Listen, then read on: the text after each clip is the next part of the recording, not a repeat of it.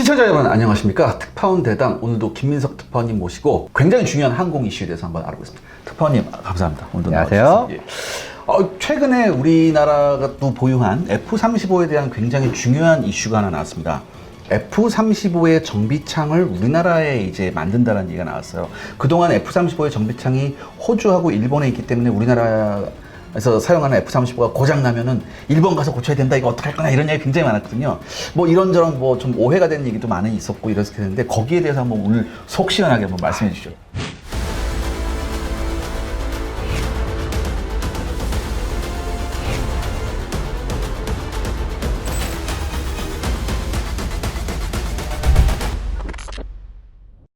이번 F-35 정비창 유지는 어떤 의미인가요?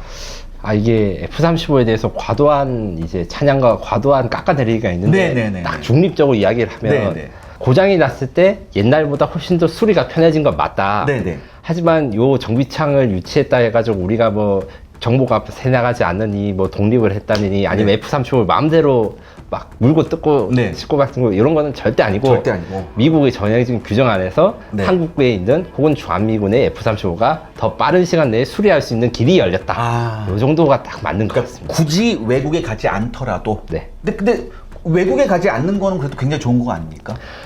다만 이제 외국에 가든 안 가든 네. F-35는 스텔스 전투기고 굉장히 위험한 자산이기 때문에 미국의 철저한 통제를 받는다. 요거는 어딜 가나 바뀌지 않는 것, 네. 요것을 명심해야 됩니다. 그럼에도 불구하고 시간은 조금 시간은 훨씬 단축. 훨씬 짧아진 것도 하나 있고, 네. 제가 이제 또 설명할 이익이 네. 있는데, 네.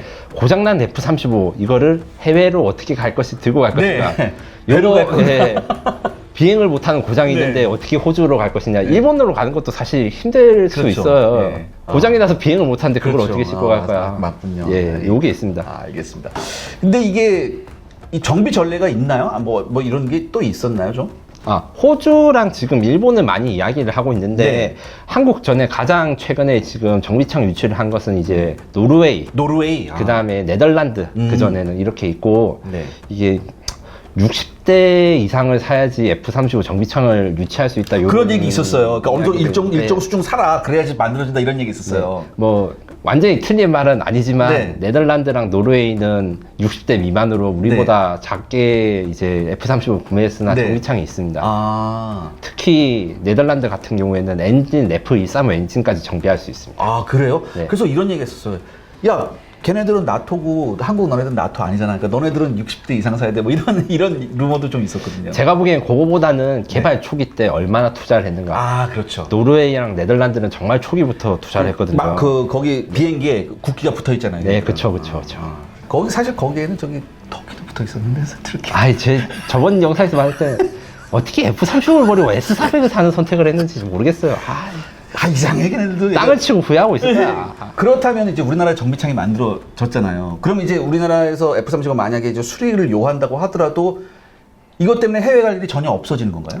완전히 없어지는 건 아닌데 지금 이제 F-35의 수리나 정비는 아직 개발 중입니다. 파손이라든가 아니면 뭐 끓여서 재도장하는 거는 네. 100% 되고 네. 다만 이제 어디까지 파손되거나 이런 거에 대해서는 아직 논쟁이 있습니다. 어느 정도라면 저희가 F-35 한 대를 안타깝게도 지금 네. 그 퇴역이라고 해야 되나 불용 처리한 게 하나 있어요. 추락을 해서. 뭐 수리 불가 뭐 이런 네, 거죠. 네. 수리비가 1,400억이 들어가지고 비행기가 요거 이야기를 잠깐 네, 하자면 말씀해 주세요. 저희 F-35가 이제 고장이 나서 동체 착륙을 한 비행기지 네. 않습니까? 그 조종사분이 예. 아주 잘 해서 네. 문제는 아직까지 동체 착륙을 한 비행기 F-35를 미국은 물론 전 세계 어디에서 살려본 적이 없어요. 그래요? 그래서 왜 1,400억이냐? 네.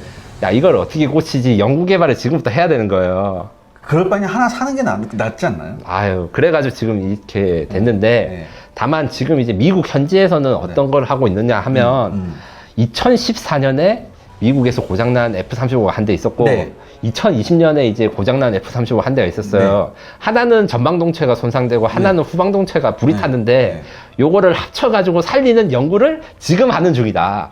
23년 11월 기준으로. 잠깐만요. 특파원님 그거 우리 옛날에 불법 정비소에서 차 반전 나서 똑같은 차 있으면 그거 중간에 잘라가지고요 위에 붙였거든요. 예. 그건가요? 그거 생각이 나는데. 네, 이게 결국엔 카니발레이제이션의 F-35를 어느 정도 할지 네. 미국도 지금 연구하는 단계고 아. 어디까지 부서지면 어디까지 쌓일 수 있는가도 연구를 하는 단계예요. 아. 그냥 무조건 막 돈이 있다고 되는 게 아니라 그렇군요. 그래서 아직까지는 좀 여러 가지 고민이 필요하다. 그리고 F-35의 지금 이제 방위사업청 발표로는 부품 정비가 가능하고 네. 그다음에 스텔스 도료가 네. 다시 도장하는 게 가능하다 네. 했잖아요. 아, 예. 다만 요거를 넘어서는 거 가령 이제 블록4 F-35를 들어보신 적 있을 거예요. 네, 네. 레이더를 교체를 해야 되거든요. 아, 완전히. 예. 이제. APG 83에서 85로 교체를 하는데 요게 될지 안 될지는 아직 모른다. 근데 그게 있어야지 순항 미사일을 발사할 수 있지 않습니까? 아, 그렇습니다. 네. 그래서 어느 정도까지 되는가에 대해서는 앞으로 더 물어봐야 된다입니다. 그러니까 여러분들 이걸 생각하셔야 돼요. 이게 예를 들어서 뭐 무장 하나를 인티그레이션 한다는 게 소프트웨어만 조금 바꾸면 되는 수준이 아니잖아요, 사실. 말씀하셨듯이 아예 레이더를 갈아엎어야 될 수도 있거든요. 아, 그럼요. 예, 그렇기 때문에 이게 굉장히 쉬운 일이 아닙니다, 여러분. 예. 절대 쉬운 일이 아니고요. 네. 그렇다면 이제 우리나라에 정비창이 있다고 하더라도 재고가 없으면 공장에서 가져와야 되는데 네. 그게 호주랑 일본에 딱 있다. 또한 F135 엔진의 정비 시설이 아직 이제 한국에 들어올 예정은 없고 아. 엔진은 또 따로 이제 정비창을 만들거든요. 네네네. 그래서 네덜란드 같은 경우에는 정비창과 엔진 시설 딱 같이 있고 네. 이탈리아랑 일본도 같이 있는데 아직 우리는 엔진까지는 아마 제가 보기에는 좀 더 투자를 하거나 아니면 이제 수요가 있으면 할 것 같습니다. 그럼 아까 말씀하신 대로 이렇게 된 거는 뭐 투자를 애초부터 좀 하건 아니면은 1번만큼 100대 이상 분행을 하건 이렇게 좀 어떤 이런 게 있어야지 좀 이런 게 들어갈 수 있는 건가요? 예, 그렇죠. 이번에 그래도 천만다행히도 정비창 유치하면서 방사청 발표로는 추가로 이제 비용을 로키드 마틴이 지불하지 않고도 계약을 했다. 아. 요거는 이제 거꾸로 말하면 이제 20대 더 산 비용에다가 넣을 수 있을 정도만큼의 네. 정비 능력을 가지고 있었다. 아. 여기서 뭐 엔진 뭐 스타트랑 재조립 시설 같은 거 하면 좀 더 돈이 들어갈 것이다. 그렇죠. 네, 그렇습니다. 근데 아무리 F-35가 말도 많고 탈도 많다고 하더라도 명실상부한 5세대 전투기고 우리가 가지고 있는 공군 자산 중에 가장 최첨단 자산이잖아요. 네. 그렇기 때문에 이거를 계속 유지하고 우리가 이거를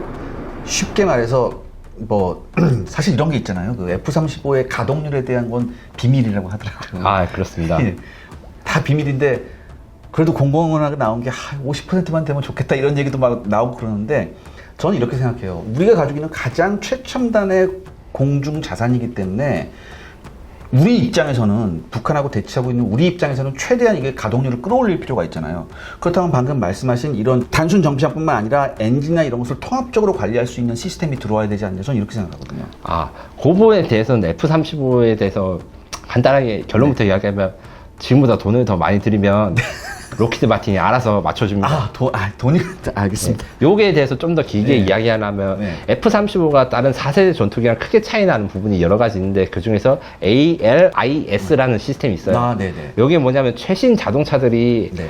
부품이 고장나거나 수명 주기가 다 될 것 같으면 미리 경고음을 내잖아요. 네, 네, 그거를 전투기에다 적용하고 아. 제작사인 로키드 마틴이 전 세계 F-35의 그 가동 운용 정보를 보고 아 얘는 좀 있으면 고장이 나겠구나. 아 이건 곧 한국 공군대 몇 호기에는 이 부품을 갈아야겠구나. 무섭다. 요거를 자동으로 관리를 합니다. 아. 그리고 이제 PBL이라는 정비 체제가 있는데 최대한 간단하게 이야기하면 성과급제예요. 아. 내가 부품을 얼마치 사고 이렇게 얼마치 사고 뭘 어떻게 해줄기가 아니라 가동률이 얼마면 얼마를 주고 가동률이 낮아지면 마이너스 돈을 적게 주고 높아지면 보너스를 주고 아. 요게 돼 있기 때문에 그 로키드 마틴한테 충분한 그 유지비를 주면 로키드 마틴 직원분들이 더 많이 오고 이제 재고도 더 신경 쓰주고 채워줘가지고 더 올릴 수 있습니다. 야, 이제 미 정부뿐만 아니라 이제 회사 사람들까지 소리가 아유 뭐 근데 비행기가 워낙 좋으니까 어쩔 수 없다고 봐요. 그러니까 이게 대체 불가 자산이니까. 아유, 그럼요. 그렇죠. 대체 불가 예. 자산이니까 지금 이렇게 되는 거예요. 사실 우리 특파원도 아시지 않지만 독과점이 얼마나 이게. 그래서 사실 저는 이제 러시아 쪽이나 이런 네. 쪽이 스텔스 전투기나 아니면 제3세계 스텔스 전투기나 이런 게 많이 나와서 네. 경쟁 체제가 되면 좋기를 네. 바랬는데 네. 뭐 러시아 지금 뭐 체크메이트 될 여지도 없고 네. 근데 체크메이트는 한 4년 전에는 굉장히 핫했는데요. 지금 어떻게 됐어요, 체크메이트? UAE가 손절을 원래 아, 예. 돈 줄어서 했는데 원래 돈 낸다고 했잖아요. 전쟁 터지고 한데 수십억 달러나 되는 개발비를 러시아한테 네. 주면 큰일 나죠. 그렇죠. 다 이거 전쟁 비용으로 들어가니까. 반대로 러시아는 입장에서 지금 전쟁 수행을 해야 되니까 네. 차세대 전투기나 차세대 무기 개발이 지금 답보 상태입니다. 네. 그래서 안녕 아니요, 알겠습니다. 하고 해서 좀 스텔스 전투기 전국 시대가 네. 좀 되기를 바랬는데 네. 이게 좀 안 돼서 안타까운 게 있고 대신에 우리 KF-21이 이게 좀 더 잘 살려야죠. 그렇죠. 네. 역시 기승전 KF-21입니다. 아우 당연하죠. 자, 근데 이런 얘기 있어요. 예전부터 내왔던 얘기. 이게 F-35가 우리 인력으로 그 정비하는 게 한계가 있다. 근데 이 정비창에 들어와도 그거는 마찬가지로 한계가 있는 거죠. 그 보안 규칙은 전혀 네. 예외가 없고 아. 우리나라 F-35가 일본에 정비를 하러 많이 가는 일이 있다고 해도 네. 일본이 알 수가 없어요. 미국 정부나 미국군이 통제하는 환경에서 정비랑 이런 것이 모든 것이 진행되기 때문에 미국은 뭐 알 수 있겠죠. F-35 전 세계 운용 현황을 네, 네, 로키드 마틴도 있으니까. 다만 그게 미국 외의 다른 국가에 새 나가거나 이러지는 않을 것 같다. 그러니까 우리가 정서상 그런 거잖아요. 네, 정서상. 그렇습니다. 정서상 일본 가면은 일본 애들이 어떻게 해서든지 뭐 우리가 뭐 레이더 전파 특성을 하는 거 아니냐 뭐. 다만 F-35가 아닌 다른 전투기들도 네. 미국과의 계약에 따라서 함부로 뜯어보면 안 되거나 아니면 네. 이거를 정비를 할 때 다 제한 사항들을 네. 문서로 다 정리를 하고 그걸 어겼을 때는 문제가 되고 해명을 해야 돼요. 네. 타이거 아이 사건이라고 옛날에 예, 있었는데 그 타겟팅 포트. 네, 맞습니다. 예, 그거 뜯어보고. F-15K의 타겟팅 포트를 뜯어봤다 해가지고 문제가 된 사건이 있는데, 네. 그거 관련해서는 원래부터 그렇게 정비를 할 때 어떻게 하는지 절차, 누가 손을 대고, 네. 어디까지는 한국 사람이 만질 수 있고, 이게 다 계약서에 있고요. 네. 그 계약에 맞춰가지고 가는 것입니다. 근데 그때는 조금 넘어섰나요? 아닙니다. 저희가 보기에 그거 잘 마무리 됐고요. 아, 잘 마무리. 서로 간에 오해가 있어가지고 아, 했는데, 오해가 오해는 다 해명됐고, 그 후로도 이제 미국이 문제를 제기한 건 없었습니다. 그러니까 그런 전례가 있었기 때문에 더 철저하게 지키겠군요. 그러니까 네. 우리도 이제 동맹국한테 신뢰를 줘야 되니까. 아유, 그럼요. 예. 그리고 계약서에 쓰이는 사항이 있기 때문에 네. 그걸 감안하셔야죠. 지켜야죠. 네, 지켜야죠. 예. 지금 그렇다면 이제 우리가 지난번에도 말했던 이스라엘은 어떻습니까? 정비하는 거. 이스라엘도 미국군이 와가지고 아마 정비를 하고 하는 건 완전히 똑같을 건데 네. 못 말리죠. 알고 있어도. 아, 그래요? 다른 나라를 폭격하겠습니다. 뭐 이런 거를 지금 열심히 해도 네. 미국이 절대 지금 이스라엘을 못 말리는 상황이라 봅니다.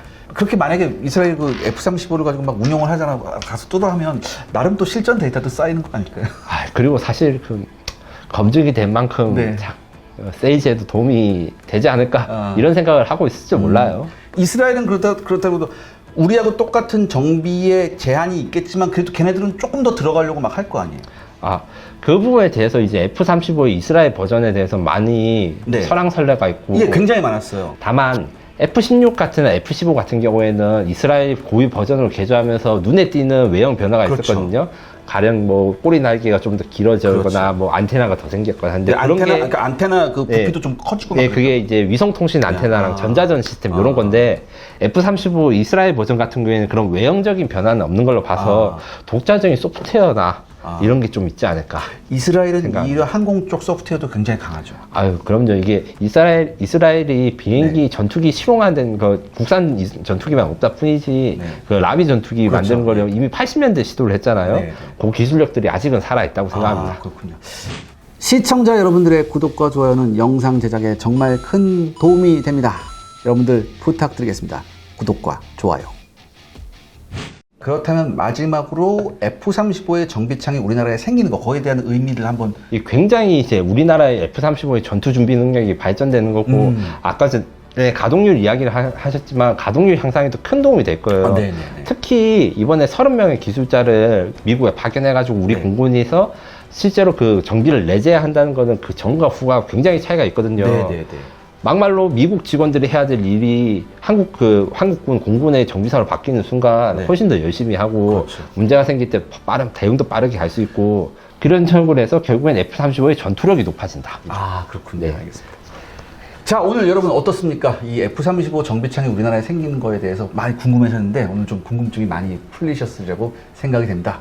그래도 제가 여기서 또 드는 생각은 그래도 우리 손으로 뭔가 만들어서 우리가 해야지. 그렇죠. 그게 결국은 우리가 앞으로 발전하고 나가는 길, 우리가 이제 더 자유로워지는 길, 그렇게 생각이 되네요. 네, 개인적으로는 언젠가 우리도 이제 그 노르웨이나 네. 다른 나라처럼 F-35에 달 수 있는 무장을 네. 만들어보는 이런 것도 좀 꿈꿔볼 수 있지 않을까 예, 생각합니다. 알겠습니다. 저도 한번 꿈꿔보겠습니다. 오늘 나와주셔서 정말 감사합니다. 네, 감사합니다. 자, 오늘 시청자 여러분, 오늘 F-35 종착 얘기 여기까지 하겠습니다. 다음 시간에 또 다른 이슈로, 굉장히 재밌는 이슈로 찾아오겠습니다. 감사합니다.